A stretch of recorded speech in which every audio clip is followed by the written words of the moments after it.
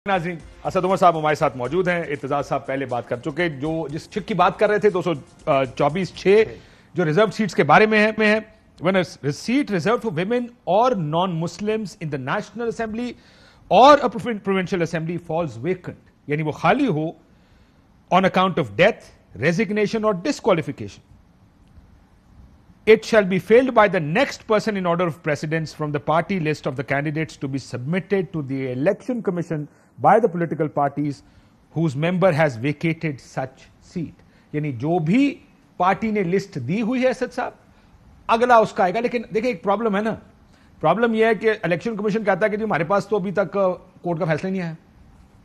Sir court का फैसला आ चुका है। वो सर स्लो है ना, आज का ट्रैफिक स्लो है। नहीं, ये तो आप कर रहे हैं डीनोटिफिकेशन। जो कोर्ट ने फैसला दिया है इलेक्शन कमीशन के फैसले के खिलाफ, ये तो पहले हो चुका था ना। ये डीनोटिफिकेशन वाला ये तो फैसला आ चुका था।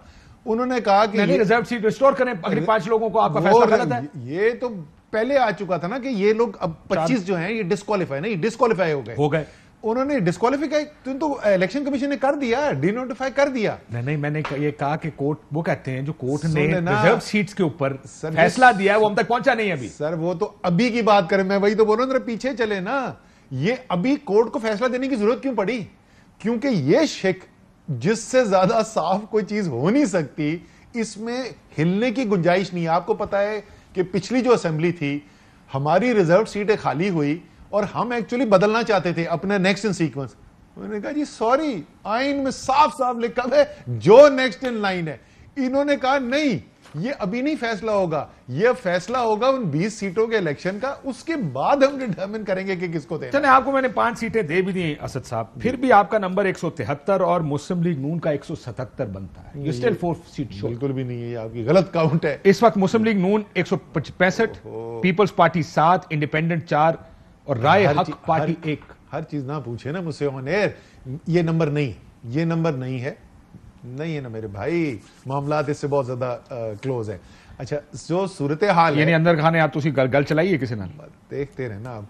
अच्छा। असल बात जो है वो ये है कि चाहे मैं एक और सुरख बत्ती, जो मैं इलेक्शन जीतूं कि मैं इलेक्शन हारूं, ये 5 लोगों का हक आप उनसे छीन कैसे सकते? ये हक आपका है, ठीक है ना। तो ये सादा सी बात है, इसलिए हम कह रहे हैं कि इतनी और ये मैंने सिर्फ एक इसका पहलू बताया है। जाहिर है उसके अलावा ये भी पहलू है कि एक आदमी जो कभी इलेक्ट हुआ ही नहीं था चीफ मिनिस्टर, तो वो चीफ मिनिस्टर क्यों बैठा रहेगा?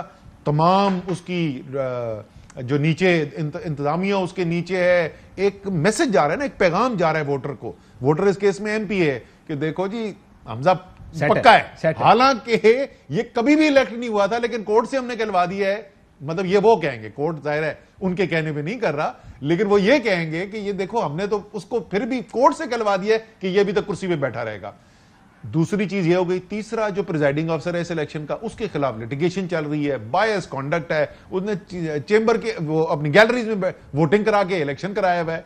तो ये तो किसी सूरत में मुझे पूरी उम्मीद है कि कल इंशाल्लाह ताला सुप्रीम कोर्ट जो है वो कॉग्नाइजेंस लेगा और स्टे ऑर्डर देगा और ये मामला सेटल होंगे तो फिर इलेक्शन होगा। लेकिन आप क्या चीजें, आप क्या उस्मान बुज़दार को चीफ मिनिस्टर अभी तक हैं लीगली, ये लेकर भी जा रहे हैं कोर्ट में?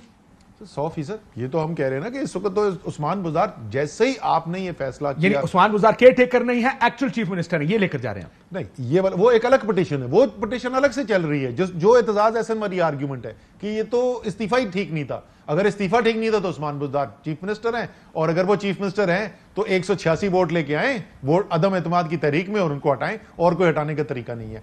नहीं, लेकिन ये जो हमारी इस वाली पिटीशन के अंदर ये है कि जब जनाब हुजूर वाला आपने ये फैसला कर दिया कि ये 172 ही उसको वोट मिले थे, वो 25 वोट मनफी हो गए, वजीर आला था ही नहीं, तो कौन वजीर आला है? और वजीर आला स्टेटस को एंटी, जिसको कोर्ट लीगल लैंग्वेज में कहा जाता है, उस्मान बुज़दार। मजे की बात यह है कि तहरीक इंसाफ के वो तमाम लोग जिनकी दिली ख्वाहिश ये थी कि वजीर आजम जो है उस्मान बुज़दार की जगह किसी और को वजीर आला बनाए, वो आज सब इतने खुश हैं कि उस्मान बुज़दार दोबारा वजीर आला बन गया। खान साहब चले गए और उस्मान बुज़दार साहब आज भी वज़ीर आला हो सकते हैं दोबारा। ये बिल्कुल मुमकिन है कि कल उस्मान बुज़दार साहब हो सकते हैं। अब आप मान गए वसीम अकरम प्लस है कि नहीं?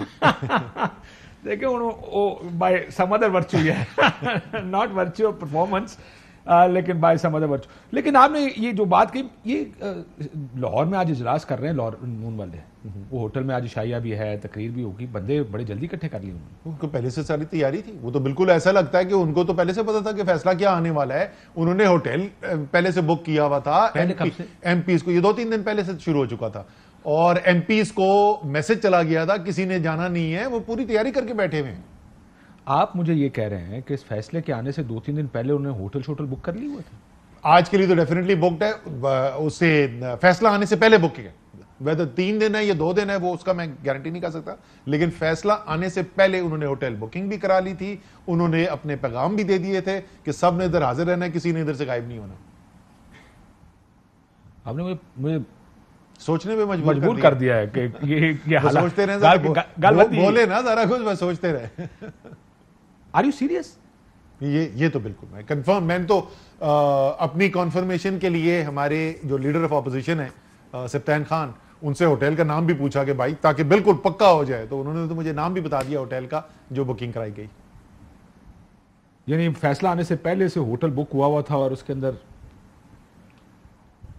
आगे का प्रोग्राम क्या करेंगे? यार आप लोग परेशान क्यों करते हैं यार, ऐसा क्यों परेशानी? क्योंकि परेशान कौन हालात है। देखें, संजीदा नोट के ऊपर पंजाब सबसे बड़ा सूबा मुल्क का, और 2.5 महीने से जो तमाशा लगाया हुआ हमने वहां पे, कभी होटल के अंदर वोटिंग हो रही होती है, कभी कन्वेंशन सेंटर में बजट पास हो रहे होते हैं, कभी गैलरीज में बैठ के वोटिंग हो रही होती है, जो सबको नजर आ रहा था कि वो पहले दिन से आईनी वजीर आला ही नहीं है, उस सुप्रीम कोर्ट ने से भी तस्दीक आ गई, हाई कोर्ट से भी तस्दीक आ गई, तो बिल्कुल तमाशा बना के रख दिया हमने अपने मुल्क का।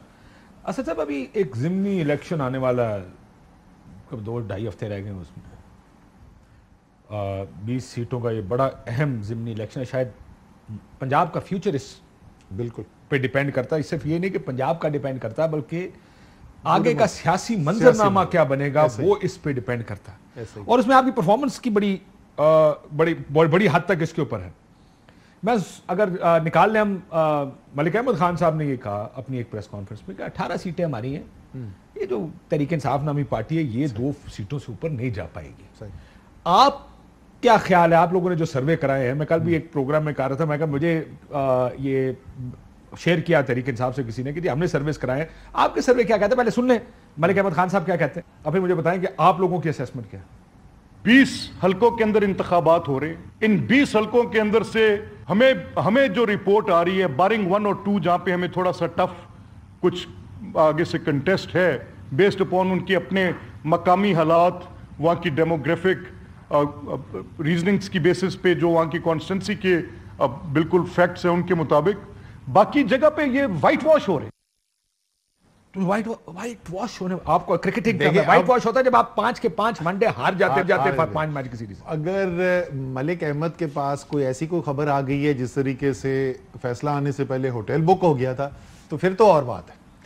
जो ग्राउंड की सूरत हाल है भाईजान, सर्वेज आप देख रहे, जो सारे सर्वेज इस वक्त आ रहे, मैं आपको अपनी पार्टी के सर्वे का इन सीटों का भी बता देता हूं, बट क्या ये आपको नजर आता है कि 61% पाकिस्तान ये कह रहा हो कि हम नाराज हैं कि इमरान खान की हुकूमत हटाई गई? 61%। पॉपुलैरिटी का नंबर तो डिफरेंट है ना सर, मैं आपसे वही अर्ज कर रहा हूं ना, इमरान खान के हटाने के ऊपर लेटेस्ट सर्वे 61% कहता है, और व्हाइट वॉश होने जा रही है पीटीआई, वो मजाक है बिल्कुल हो रहा है। देखिए, हमने जो सर्वेस करवाए हैं ना, जो पार्टी के अंदर भी लोग कोट करते हैं, जो 7 हमारी सबसे ज्यादा टफ सीटें थी ना, क्योंकि 13 सीटें हमारी बहुत तगड़ी हैं, 7 टफ सीटों के ऊपर हमने कराया था। नॉर्थ की तगड़ी है आपकी, मैं कह दूं 6 नॉर्थ पंजाब, नॉर्थ और साउथ, नॉर्थ तो almost complete sweep, 6 north Punjab, 6-8 वहां पे जो है, उस 8 में से 6 से 7 6 तगड़ी हैं। अब ये साउथ पंजाब की बात करेंगे, 8 सीटें, ठीक है ना।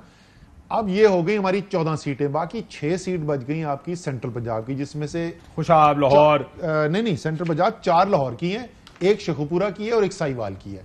यहां पर मुस्लिम लीग नून जो है, इनके ट्रेडिशनल एरिया ऑफ स्ट्रेंथ रहा है, वहां पर भी हमें जो है वो लीड नजर आ रही है पीटीआई की, लेकिन वो लीड कम है, कम लीड है, क्लोज इलेक्शन है, लेकिन लीड है यहां पर भी।